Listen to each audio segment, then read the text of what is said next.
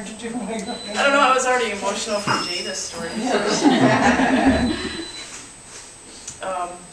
One night, I dreamed of being tumbled about by wave after wave of water. I was disoriented and going under. I didn't know which way was up, and I felt like I was drowning. I cried out loud and woke myself. It felt so vivid and terrifying that I knew the dream had shown me actual events that had happened to Kate. Kate was an amazing survivor and teacher. She challenged me to reach a new level of understanding dog behavior.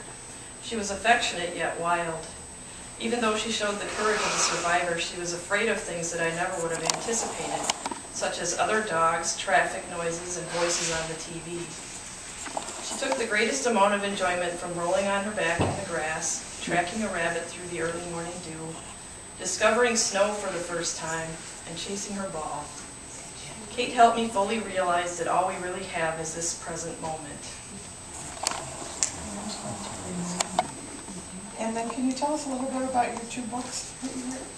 Yeah, this is her story. People actually encouraged me to write this book, and it started out as coming from some of the emails that had been exchanged over the months following Katrina.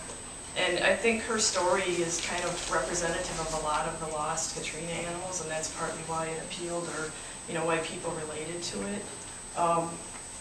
This guy comes along in the middle of the book. He was actually rescued from, he came from Virginia, and a woman that I met in Louisiana helping take care of rescued animals was from Virginia, and she has a rescue in a pretty poverty-stricken area of Virginia, and we stayed in touch after she went back, and she rescued him from a guy that was going to shoot him. So he comes along in the middle of this story also. So I was really glad, because he was out chasing sheep, and it was their dog, so they could have kept, they could have prevented him from being loose and chasing sheep, and that's what he does. He chases things. He's a herding dog, so he was just following, like you were saying, he's just being a dog and following his instinct, and he kept getting in trouble for it. So they were going to shoot him, and he's actually a pretty sensitive guy.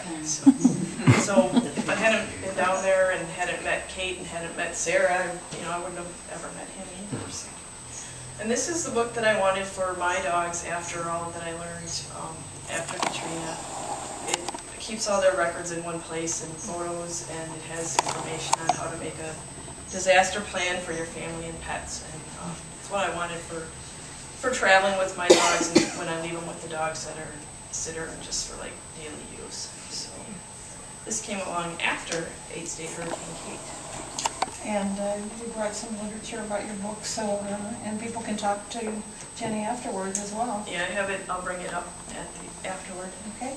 Well, thank you so much, Jenny. Thank you.